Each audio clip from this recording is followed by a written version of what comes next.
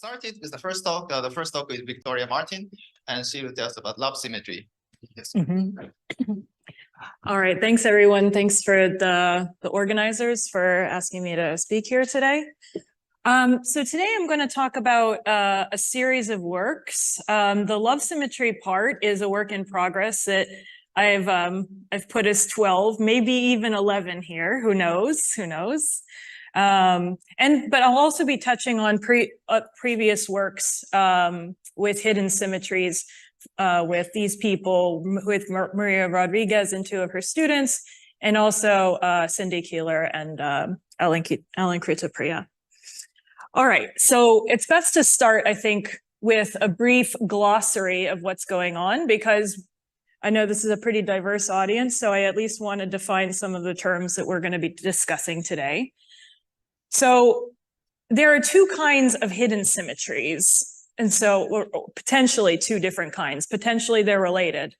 And so when I have hidden symmetry in yellow here, what I mean is that it is a symmetry in the dynamics and not in the background metric. So usually when we think of space symmetries in gravity, what we think of is a killing vector, a vector L that satisfies Killing's equation. And associated with L is a conserved quantity, right? And it's linear in the momentum in the theory. So these are the Killing vectors that we know and love. However, there are other symmetries that a spacetime can possess.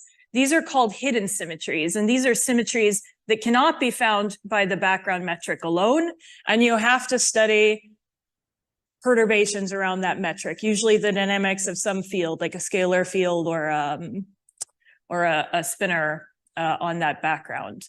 And these give rise to what are known as Killing tensors. So this is a rank 2 one. And Killing tensors satisfy Killing's equations. There can be more indices here. I just put the rank 2 one for brevity. And these are higher order in the momenta. And they also produce conserved quantities, not the same ones. Sorry, that's bad notation. So this is one sort of hidden symmetry that we're going to be looking at. There is another kind that's potentially related. It's hidden conformal symmetry. This does not depend on the existence of the so-called principal tensor that I'll be talking about later. This just means that this is an emergent SL2R symmetry in near horizon radial Klein-Gordon equation occurring in non-extremal Kerr CFT and its extensions. So this means something very specific. So this will be an SL2R symmetry in the near horizon dynamics. It's called hidden because you still have to look at the dynamics in order to see such a symmetry. All right. So these are the two hidden symmetries that we're going to explore.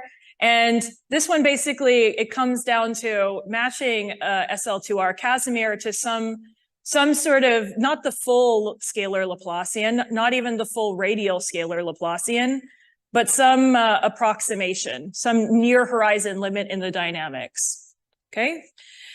And the payoff of this is we're going to be able to extract some temperatures and using known quantities for central charges, we'll be able to apply a Carty formula, potentially assume the presence of a CFT, apply a Carty formula, and show that the entropy exactly matches the Bekenstein-Hawking entropy. This is just an overview. We're going to have a lot more details, don't worry. And furthermore, then lastly, in the title of this talk, I talked about love symmetry. So for the purposes of this talk, I'm simply going to mean globally defined hidden conformal symmetry. So the symmetry generators in this story are famously only locally defined.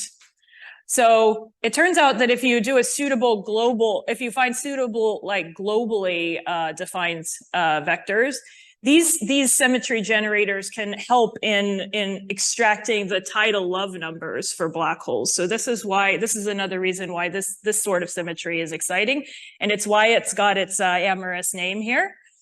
So we'll talk about tidal love numbers a little bit, but we're mostly going to be focusing on the globally defined nature of these symmetries. Okay, and here's the reference for this. I just put one, but this is now very widely studied. These dots here, there's just too many to name. All right, so this is the glossary, and so I think it's nice to keep in mind a series of questions that we're going to ask during this talk. All right.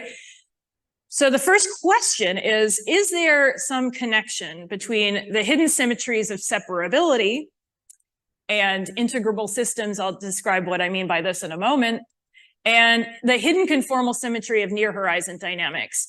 This yellow one requires it requires the metric to possess something very special called a principal tensor, whereas this one just depends on the nearer horizon dynamics. So is there a connection between these two? This is the first question. Second question, is there a systematic way to diagnose love symmetry in gravitational systems?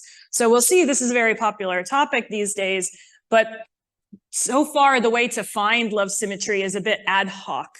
It's just dropping terms without sufficient motivation, except that you get the right answer. So we're going to generate this love symmetry. And the third question is, does it exist in higher dimensions? And can we calculate it? All right, so for this one, we're going to use a very special set of spacetimes as our playground. These are called the generalized Lense-Thirring spacetimes, which I'll define. And so the thing about these is the Lense-Thirring spacetimes that we'll be talking about towards the end, these model a large class of slowly rotating black holes. So if you take a higher dimensional Myers-Perry black hole, you take all of the spins, you make them all rotate slowly at each of the directions, and the Lense-Thirring spacetimes are a model for those. So this is of interest. And one of the things that we show in our upcoming work is that these guys possess that principal tensor that is so crucial for separability. And then we're able to solve the system completely. Geodesic motion is completely integrable, and also the equations of motions are separable. All right, so those are the three little questions. So we'll be answering those one by one in this talk. And the big picture question that we can ask ourselves in the end is the overall arching question of this program is, can we always meaningfully describe a CFT to near horizon geometry, as you do in Kerr CFT? This is what you do for Kerr CFT, which deals with the extremal Kerr black hole. Then I'm going to say that you can also do this away from extremality for Kerr. Can you do this for more general black holes in higher dimensions? This is the nature of this program. Okay. All right, any questions before we continue? Well, maybe some definitions will help a little bit. Yeah. Oh, yeah.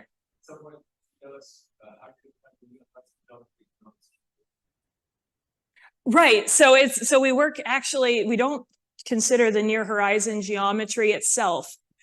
Always we're going to be looking at like the near horizon in the dynamics. That's the nature of this hidden symmetry stuff. So we don't care, but I will discuss the relationship with the near horizon geometry. I'll discuss it. Yeah. Okay, so great. So hidden symmetry from the Killing Tower. So this is the yellow kind of hidden symmetry. So this is the one, so there are particular spacetimes that admit something called a principal tensor. This is something, and this you can take as a definition of the principal tensor. This is HAB.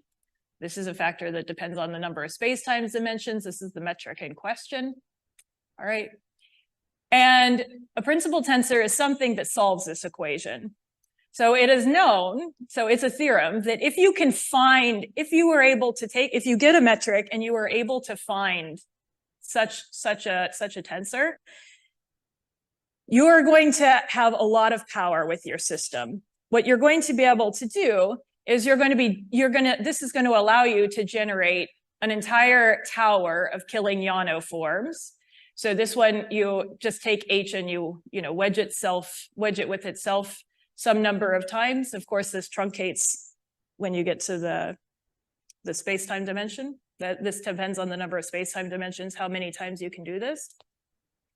So you have an entire tower of killing ionoforms, and these are the things that are going to help you build your killing tensors. So again, I just write the second rank one here.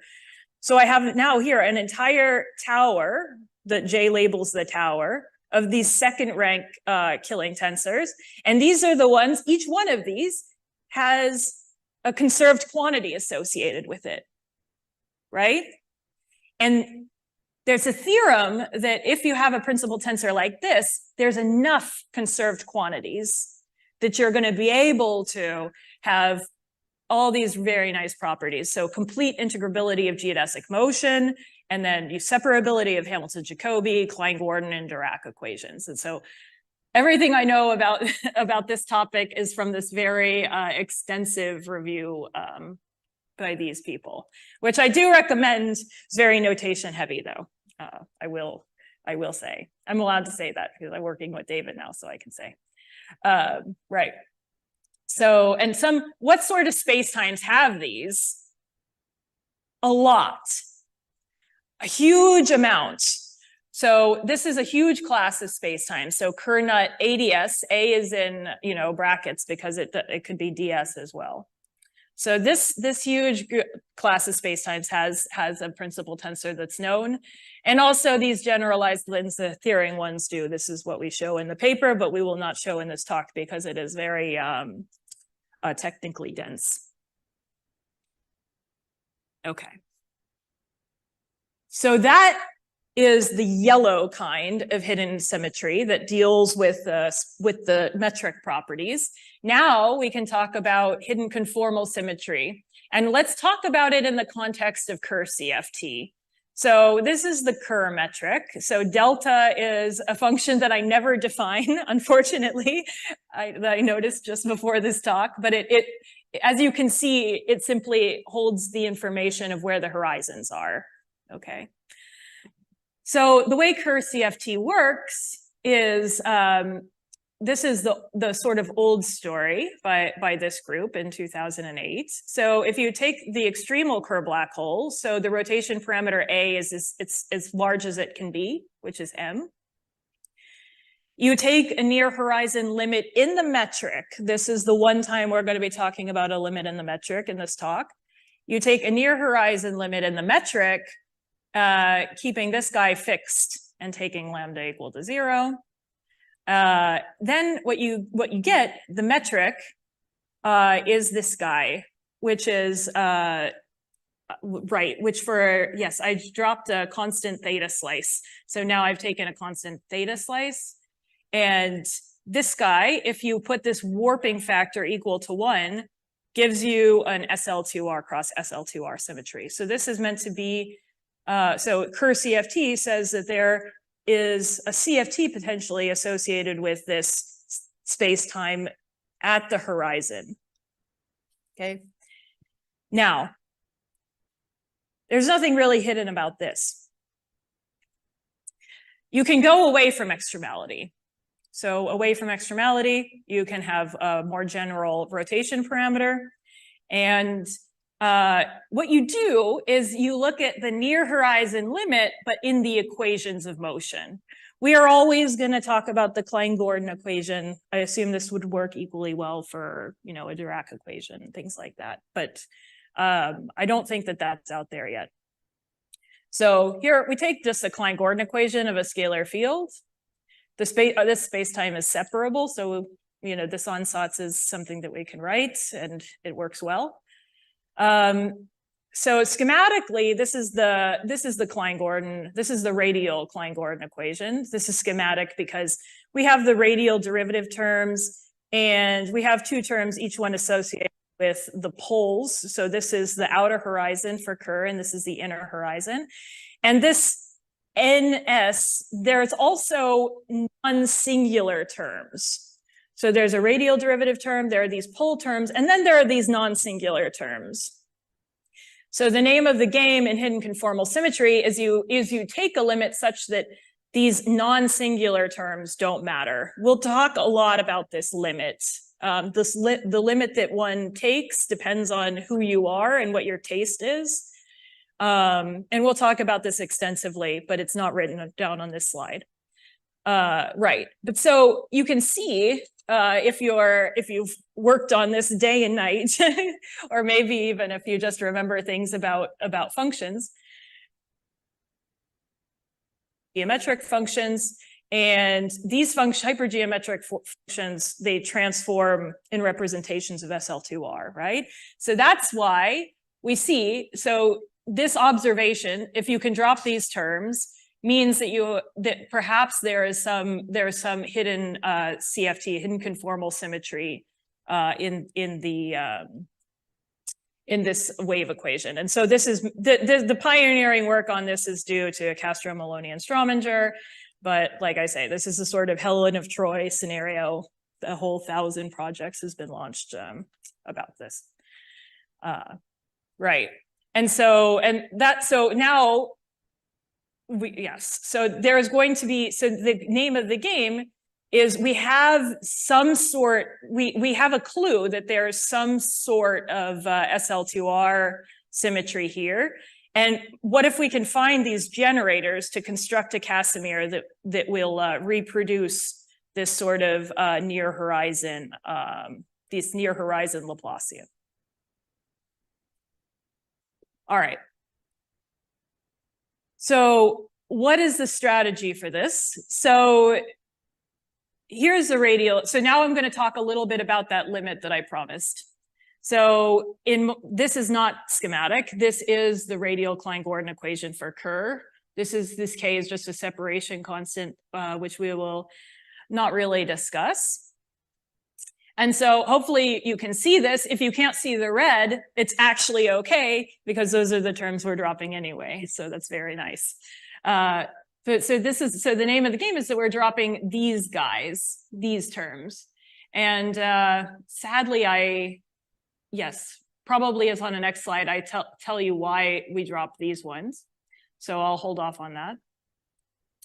But the idea is we seek a set of SL2R generators such that their quadratic Casimir matches the near horizon Laplacian. Like I said, this is the SL2R quadratic Casimir. And how do we find such generators? So our strategy is we're going to use some inspiration from ADS3, okay? This talk has nothing to do with ADS3. However, we actually already have a nice set of SL2R cross SL2R generators. The reason is, well, that's the isometry group of ADS3, right? So the killing vectors of these guys are known. So all we need to do is find a coordinate transformation. This is a very powerful technique, by the way, that extends beyond hidden symmetry. If we can find a coordinate transformation that takes us from these SL2R, takes us from these Poincare patch coordinates to our Boyer-Lindquist coordinates, say, for Kerr, then we have already a set of generators that is good, that will work. So what do we do? So we're wanting to drop these non-singular terms. So historically, the authors of this work, they saw these terms, they really wanted to get those hypergeometric functions, and they said to themselves, well, I can drop these terms if I define this sort of near region limit, so it's called. So it's later been called a soft hair limit by Hawking, Hawko, Perry, and others. So because it involves the frequency omega of the scalar probe. So if I take these two things to be very small, I can drop this term and away I go. Okay, and so if I'm allowed to drop this term, what do I have? So we're using ADS3 for inspiration. I can make a wise selection of these conformal coordinates. I know that I have two killing directions, phi and t, so I can put them here. I know from experience with things like the BTZ black hole that this is the form that these ought to take, radially at least. And so yet again, the goal is to find this coordinate transformation to take me from these guys to my and match it onto my near region Laplacian. I can do that, and if I do, I find what these are for Kerr. So what these values are. So you find that alpha, that these two phi directions are related to the left and right temperatures of Kerr. You can take this almost as a definition for what the left and right temperatures are. Okay, and they're given here. And so you get these parameters. That's okay. But the main point is that, so with those in mind, now we can take these, now with this coordinate transformation in hand, we can take these ADS3 killing vectors, and we can now write them in Boyer-Lindquist coordinates. And lo and behold, we have two commuting sets of SL2R generators. But as you can see, they're not globally well defined. So locally, we have two commuting sets of SL2R generators. They're you know, from our ADS intuition, they're guaranteed to have the right commutation relations. But globally, you can see that under the condition phi goes to phi plus 2 pi, these guys are not invariant.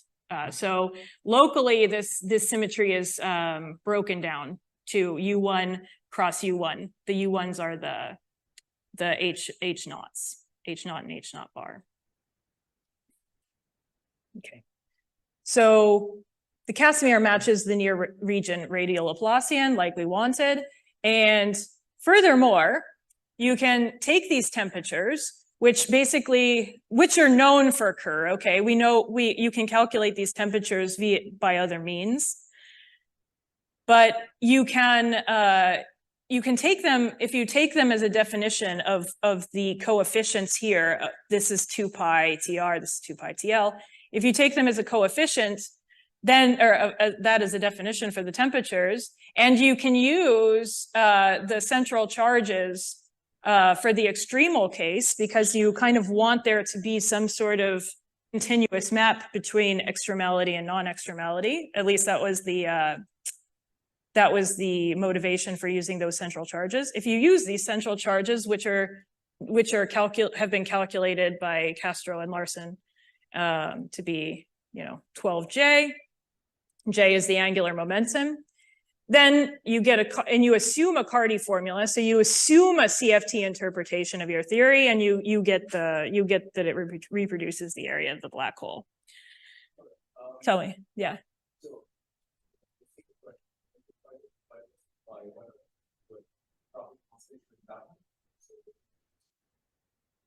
Sorry, so you want to also do a translation in time.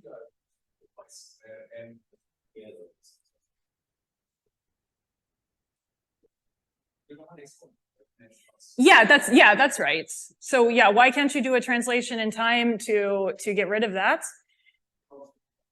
Yeah, no, I see what you mean. So yeah, I see what you mean.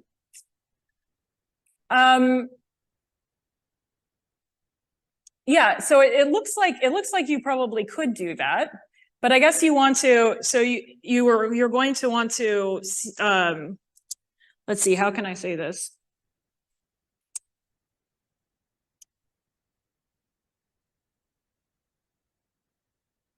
Well, certainly, I think the idea is that you want your theory to have this periodicity, by itself without needing to do that translation in time. This might be one idea of why you need to do this. Yeah.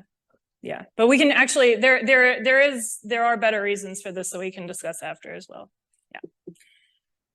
Yeah. Great. Any other questions? Yeah. All right. So why are hidden symmetries interesting? This is just like an overview slide again to give us a little bit of a break and a recap. So these hidden symmetries of separability are interesting because like this principal tensor allows you to know that you have enough conserved quantities to solve your system. And so you have enough of these guys. Hidden conformal symmetry, it doesn't require you to discuss these killing tensors, but you do find like an emergent SL2R symmetry in the dynamics as you go close to the horizon. So the question is like, is there a connection between these? Like perhaps there's some, for example, Kerr famously falls in this class of the things that have a principal tensor, like this Carter constant is an example of the conserved quantity associated with higher order a killing tensor.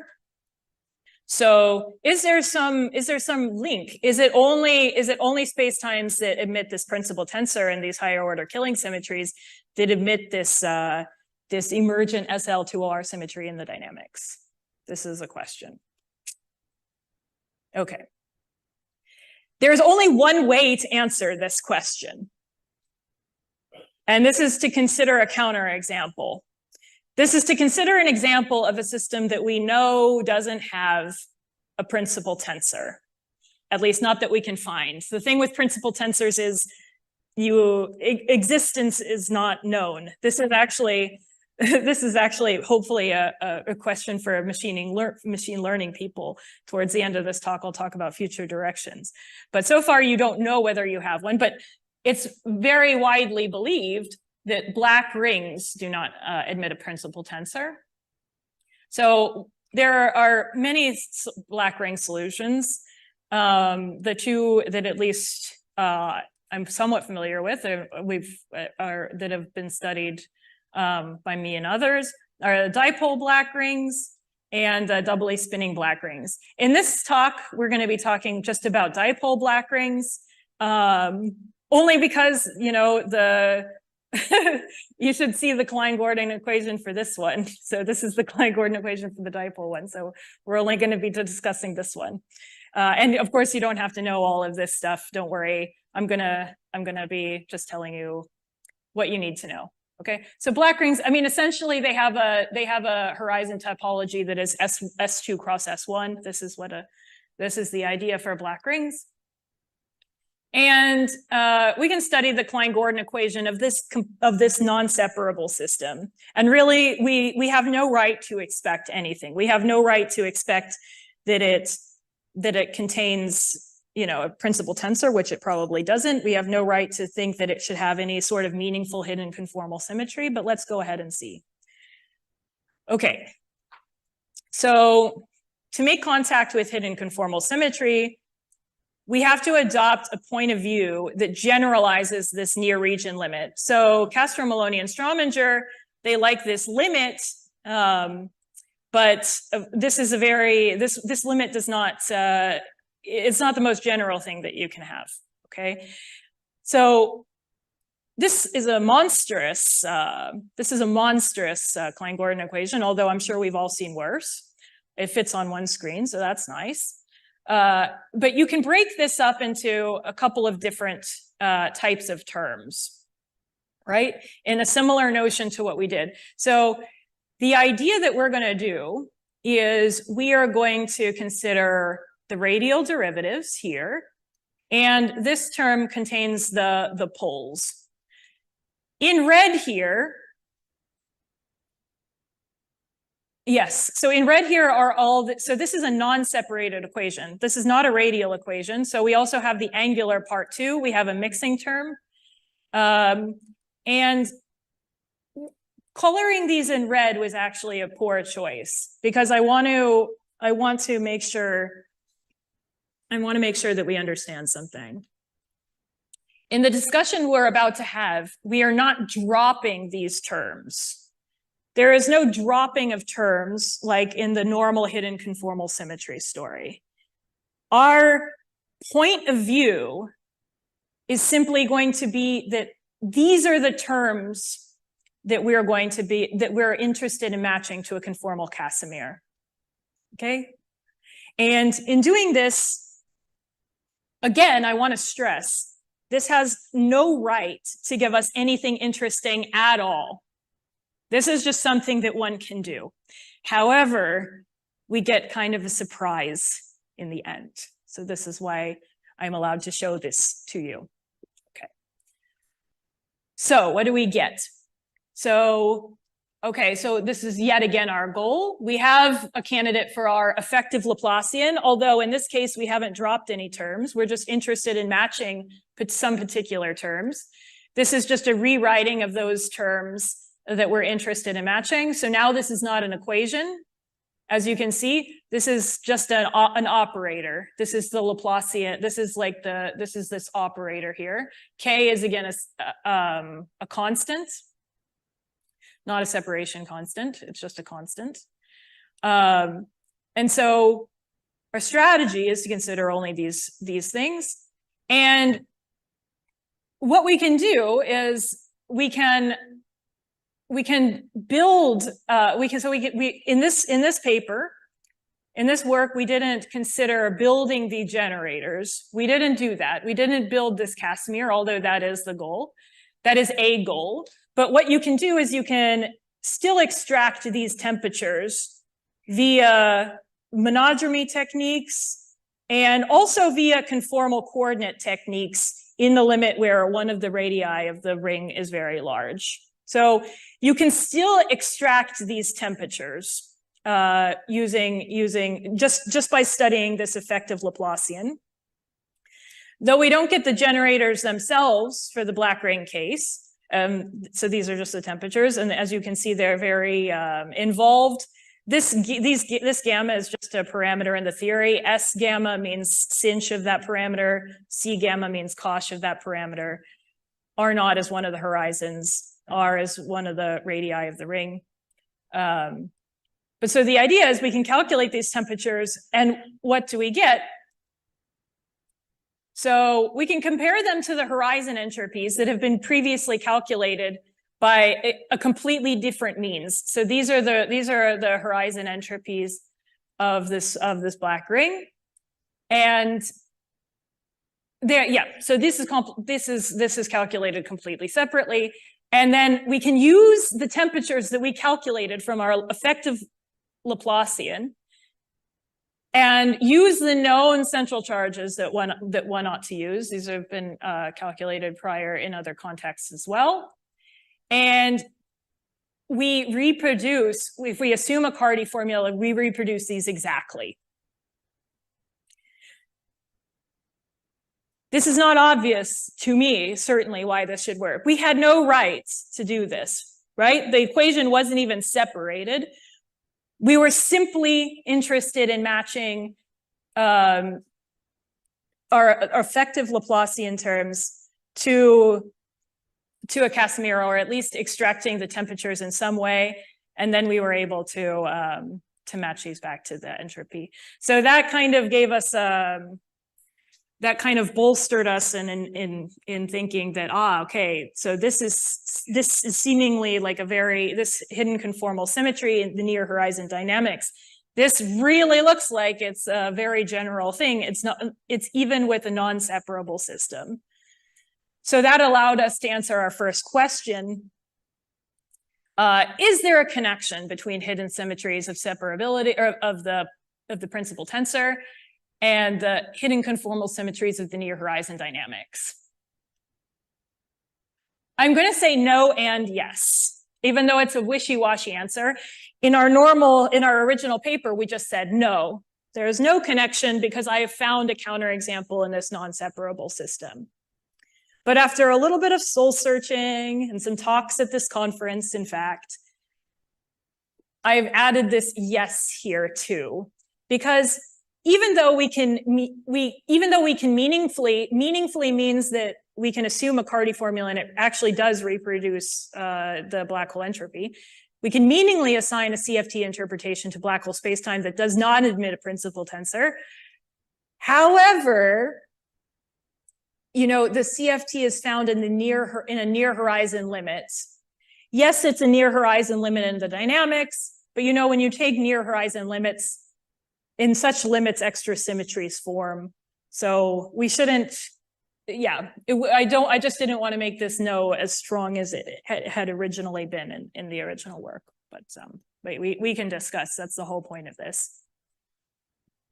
Can I ask you a question? So you didn't drop the lead terms in the equation, right? So right. And then, but is there still you can try to take a limit? So is there a certain limit where you can drop these terms, or there is no natural limit like that? So because it's not, I don't think so, right? Like the limit.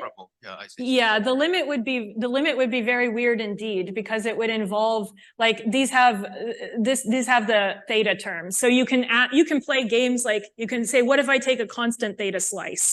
That's not so weird, in fact. That's what they did in the original Kerr CFT.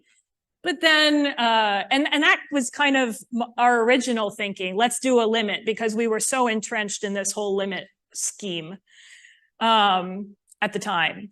But then, like, you have angular derivatives. There's no reason why you should think that those should be small. No reason at all. So the limit thing doesn't really make sense. But the matching, it turns out you get the correct result. So it sounds like there is no a priori justification for the matching, but it seems to work. And yes, this is the idea. Yes. I see. And you think it's explained potentially by the near horizon geometry? Is that the point? I mean, I think, yeah. I mean, so for example, if you, yeah, we were just discussing black rings a little bit earlier in this conference. So even though we're taking so the black ring isn't separable, but the near horizon geometry is. Right. So, but even though, so that kind of leads me to believe that, you know, maybe we are, even though we're taking a limit in the dynamics, maybe just the augmented symmetry as we go near the horizon, maybe there is secretly like a limit in the metric going on too, that's just not very explicit. So that's why I said the yes and the no. Not sure. Not sure. Great. Any further questions?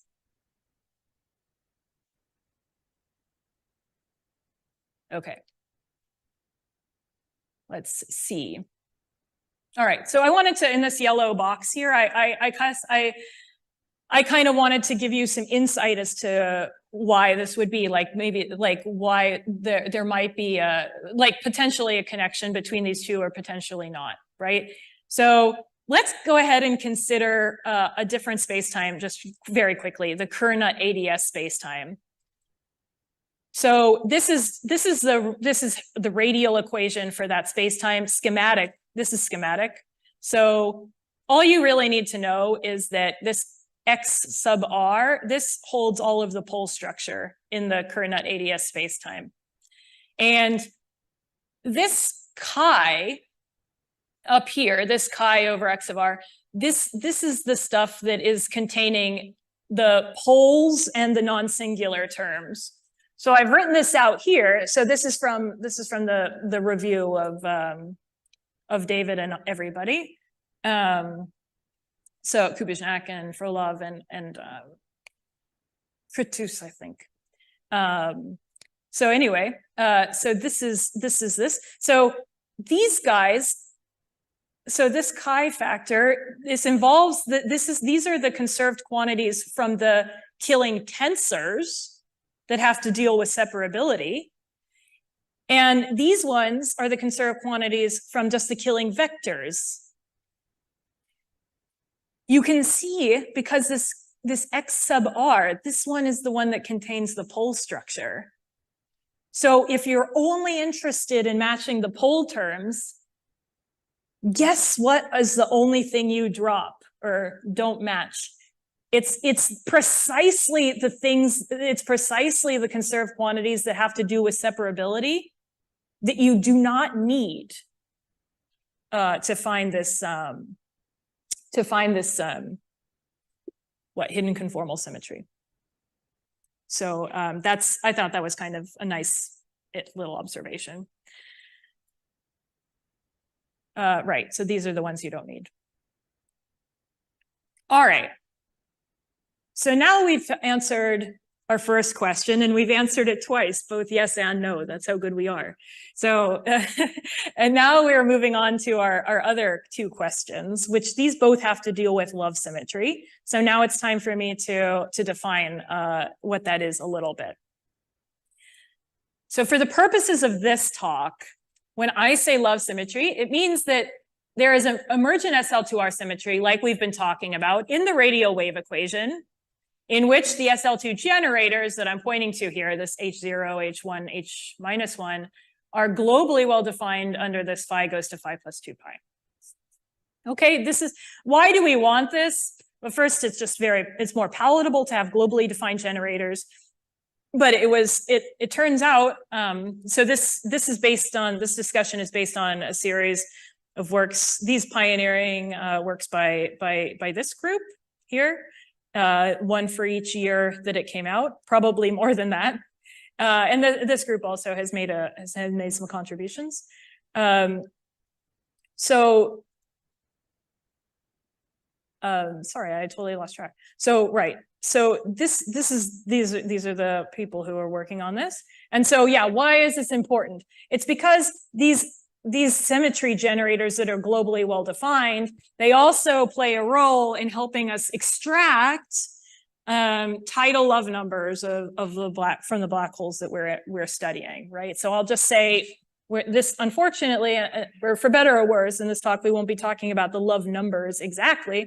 I'm just going to be motivating why we might be interested in these generators. But the tidal love numbers, they've kind of gotten a new lease on life lately because, now there's gravitational wave data coming in. It's looking like we might be able to match theory and experiment. At least that's what we would like to say on the grants. So tidal love numbers, basically how you extract them is you look at your radial equation. L is the multipole number if it's a separated equation.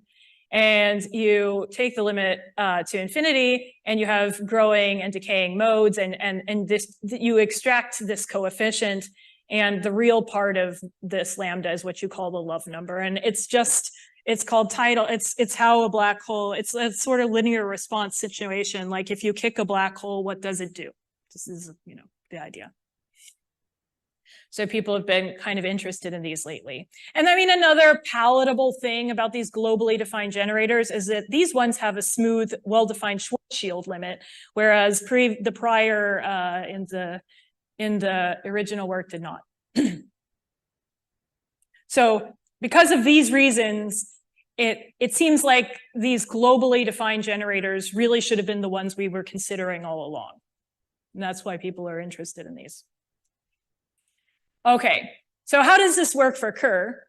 So for Kerr, this is our previous radial wave equation, and prior, like we took this near region limit with omega m small and omega r small, and we dropped these terms.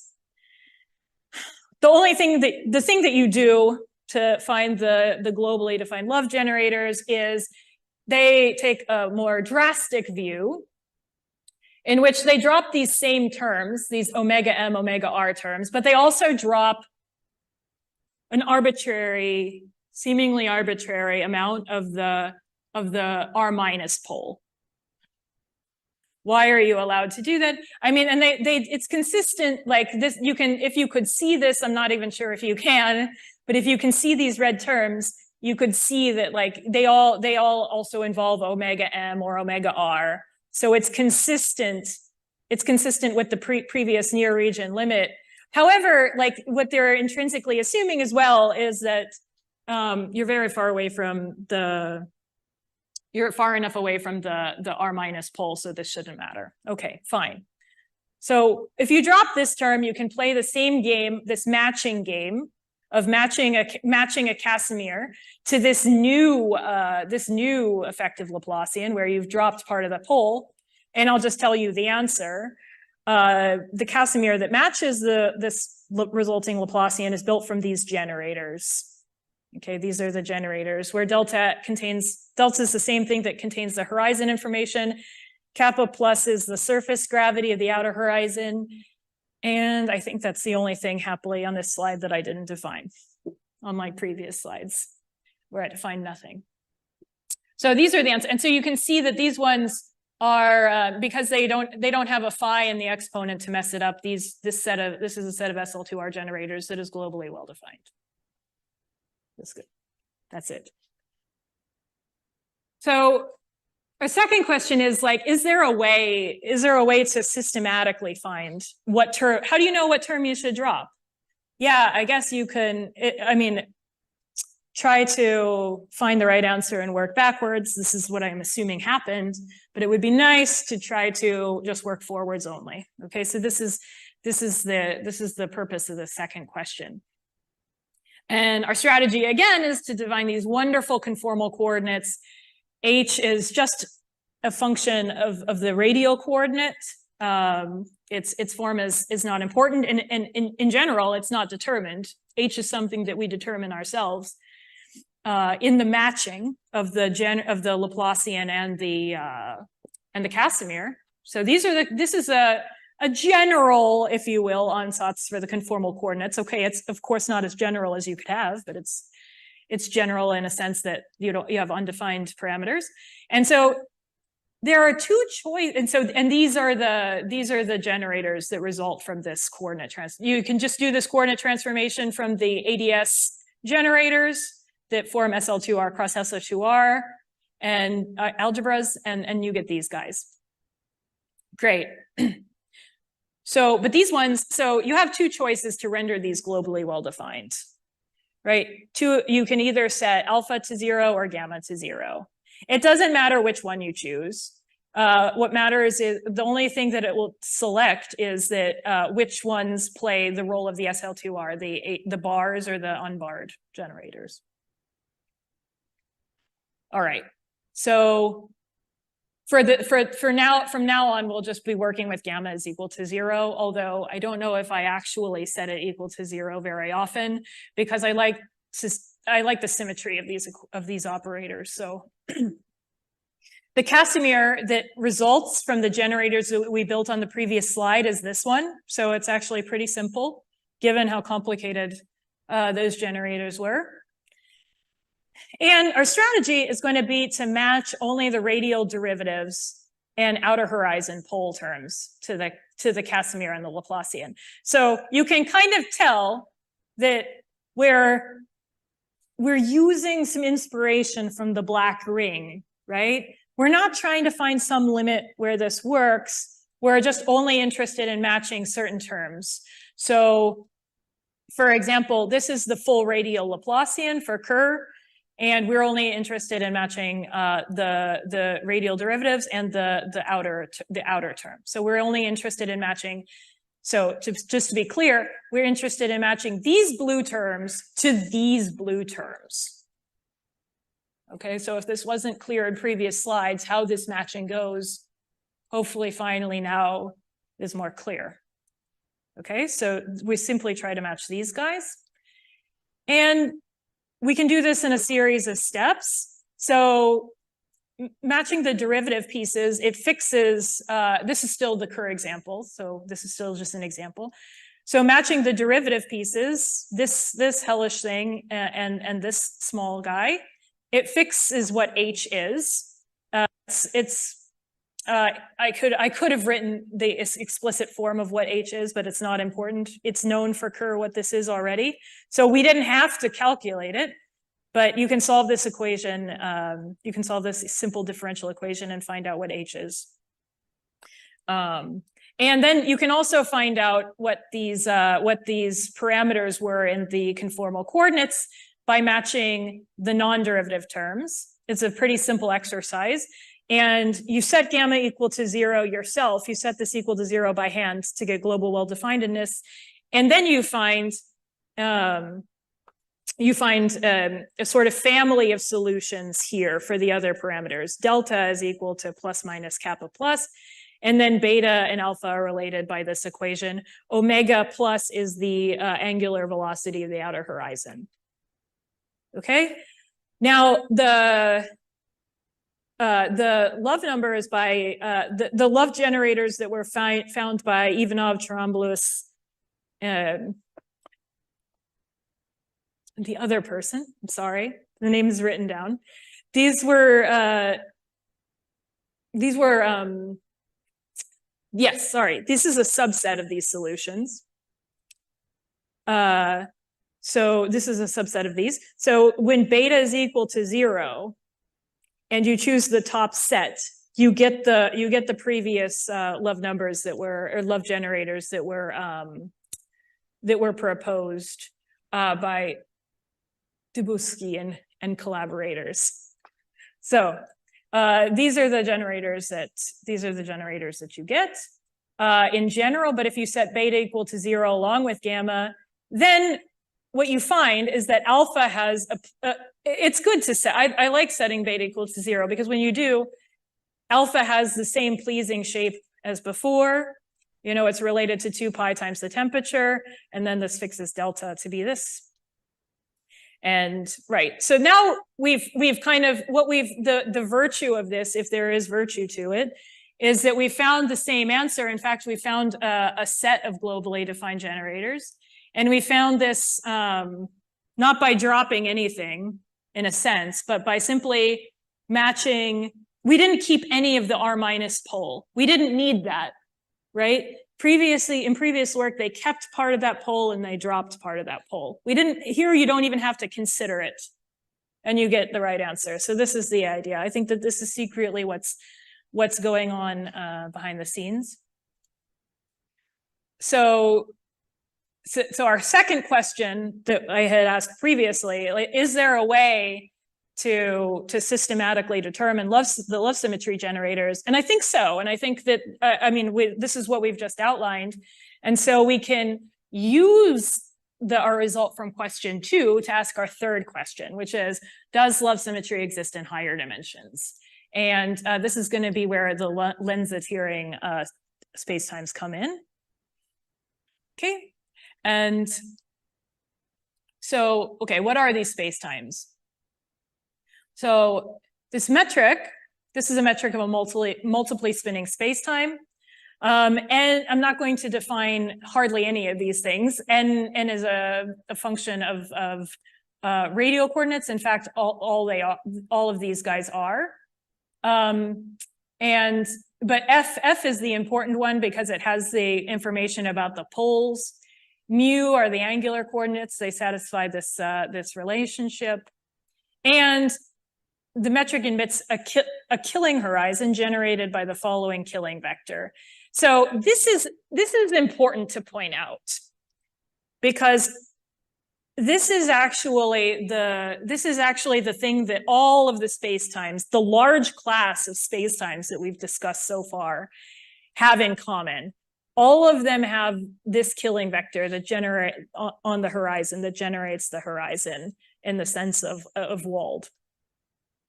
Okay, so it would be interesting to work in a spacetime, that doesn't admit such a thing, but they all have this killing vector. And so this metric, as I've mentioned before, this metric turns out to admit a principal tensor that we will not discuss, but it's kind of a cool thing that it does. So the radial Klein-Gordon equation for the spacetime is given by this guy. So here we have, some derivative term. K is a separation constant because it has a principal tensor. It's separable, so we were able to separate it. That's what this is. And these are the sort of terms that we want to match. So in this case, we want to match, I should have colored these blue, but it's clear. So, well, maybe this is why I didn't. So we want to, this is the Casimir. So we want to match these blue terms to something here. So this is the hard part about higher dimensions, is that what am I supposed to match? So the derivative terms are clear, but here I have to try to separate the poles to extract some information about the outer horizon. Okay, so in the end, that's what we end up doing. So this is still a work in progress, but the idea is that we can match the derivative terms like always. Okay, we we don't say that the derivative terms actually equal each other, but that they're at least proportional to one another. And then the solution to leading order in the near horizon expansion. So this term plays the role of delta, like Kerr. This is the one that contains all of the pole structure. And we're always allowed to rewrite this term that contains the pole structure. We're always allowed to go ahead and extract the information about the outer horizon. And then you have a leftover equation E, which stands for everything else. Okay. So in order to make this work in higher dimensions, I will say it's not enough to just carry out this naive matching. You need to go a step further, which is you need to take like an actual near horizon limit in the dynamics. So you need to approximate this E function, because so these F and G's, these are just general functions. This is a very general metric. So in order to make this work in general, you need to kind of expand this everything else near the horizon. So far we've done in linear order to get this radial function, but probably quadratic order is needed. So we're for reasons that I will not explain. So we're still working on that. Right.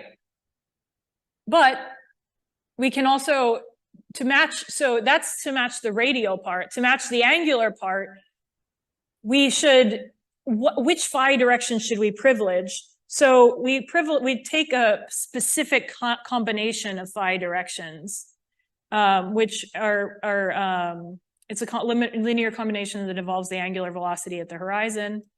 And this choice is inspired by this important killing vector that all our spacetimes have. Okay. So we can carry out this matching with a more forceful near horizon approximation in the dynamics, and we can find what these parameters are, and where this kappa plays the sort of role of surface gravity, but it's just related to this effective everything else sort of pole. And the love generators turn out to be these. This is very similar to Kerr. This is essentially the whole situation with Kerr. So for Lense-Thirring spacetimes, it seems now that they just look the hidden conformal or the love symmetry behaves very similarly to the Kerr black hole when you get close enough, which may or may not be a surprise. But like I say, this is some stuff we're still working on here. All right, so this is my last slide. So for future directions, yeah, there are a few. So love numbers in higher dimensions. So once we get a handle on these symmetry generators, we can maybe hope to extract tidal love numbers. And we can go back to the black rings. Like I say, for the black rings, we didn't build those generators. We were less interested in that at the time and more interested in monodromy and extracting those temperatures. So this is something that one could do, or one could attempt. And then, a question maybe for machine learning folks.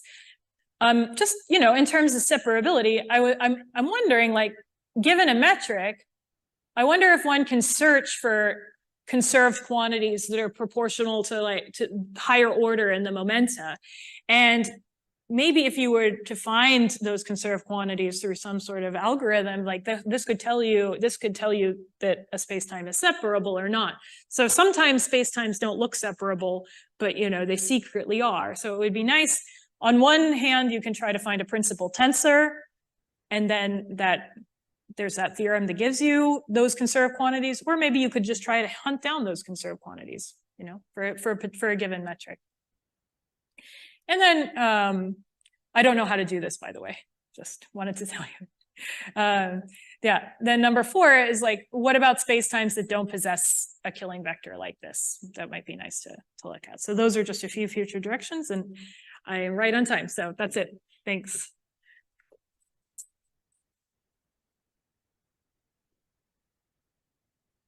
Okay, time for questions. Yes. Right, but the CFT part, right, the CFT, so, have you written down how L minus N for N greater than 1 operates on the space-time? No, so no, we usually just are looking at the three generators, the 0, +1, -1. We don't no, no, this is not known for any, not just for any of the hidden conformal symmetry structure. This is not, these are not constructed, I don't think. I would have to check. Right. Yes, I think that's right. Okay, any other question? If not, oh yeah, okay, please. Your rising limit in the gradient of the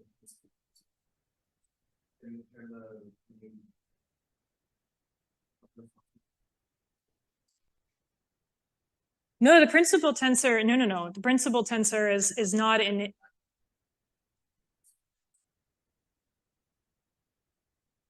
Yeah, this is why I think the black ring works, right? Because like if you just consider the near horizon geometry of the black ring as a standalone geometry, certainly that admits such a tensor.